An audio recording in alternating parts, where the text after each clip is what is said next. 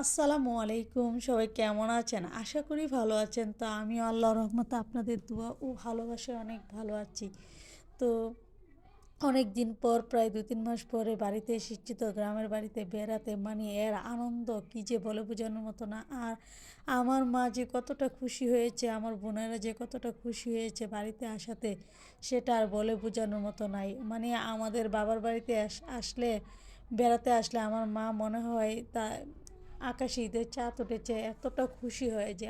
আর আমার ছেলে মেয়েদেরকে বা আমার বোনেদের ছেলে মেয়েদেরকে এত আদর করে আমি, মানে এত আদর করতে কমই দেখি। মানে নানুরা নাতিদেরকে মানে এত পরিমাণে আদর করে।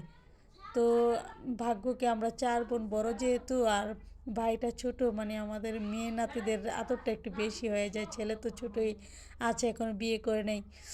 তো আমার মা জিজ্ঞেস করেছিল কি রান্না করবে, তো আমরা আমাদের পছন্দ অনুযায়ী মাকে বলে দিলাম। তো এই মাছটা, এই বাংলা মাছটা আমাদের এত প্রিয়, আমার বিশেষ করে এত পছন্দের ভাজা বাংলা মাছটা। আর দেশি পুকুরের মাছ, একজন পুকুরে জাল ফেলছিল, তো এখান থেকে আমার মা ২ কেজি মাছ নিয়ে এসেছে। তো এই মাছটা কড়া করে বেজে খেতে আমার খুব ভালো লাগে, তার জন্য মাকে বললাম মাছ ভাজার জন্য। তো মা গরম গরম বা পোলাওর সাথে একটু মাছ ভাজা করেছে। সকালবেলাও মাছ ভাজা ভেজে খালি খালি খেয়ে নিয়েছি ২-৩ পিস মাছ। তো এখন পোলাওর সাথে একটু মাছ ভাজা করেছে, একটু বেগুন ভাজা করেছে, আর মুরগির রোস্ট রান্না করেছে। তো এদিকে এই মাছটা মানে একটু মিষ্টি মিষ্টি লাগে তো, আর খেতে খুব মজা লাগে। একটু কাটা বেশি হলেও আমার মাছটা খুব পছন্দ। তো গুল বেগুন এনে ভেজে ভাজি করেছিলাম।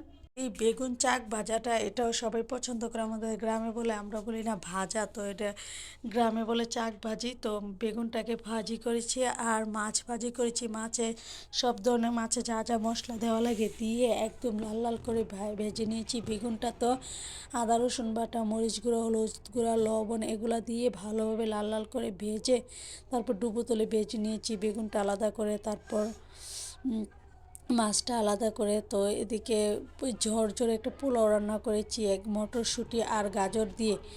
গাজর আর মটরশুঁটি দিলে পোলাওটা খুব খেতে মজা লাগে। আর সাথে তো সালাদ ছিলই, শসা, ক্ষীরা ছিল আর লেবু ছিল।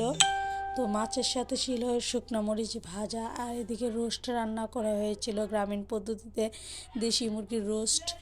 তো মানে এত মজা হয়েছিল খাবারগুলা। তো এই জর্জরে পোলাওটা মানে খেতে রোস্ট দিয়ে আর মাছ ভাজার সাথে, বেগুন ভাজার সাথে মানে অস্থির লাগছিল। তো আমার ভিডিও ভালো লাগলে সবাই লাইক কমেন্ট শেয়ার দিয়ে পাশে থাকবেন, আর আমার জন্য সবাই দোয়া করবেন। তো আমি খুব মজা করে খেয়ে নিচ্ছিলাম, মানে এতটাই মজা হয়েছিল। আর রোস্টটা ভিতর দিয়ে একদম সফট হয়েছিল, তো দুর্দান্ত মজা লেগেছিল। তো যেহেতু গ্রামের বাড়িতে এসে আসছি, একটু শব্দ হচ্ছে চারিদিকে, তো আপনারা কিছু মনে করবেন না। তো আমি খেতে খেতে আমার ভিডিও শেষ করে নিচ্ছি।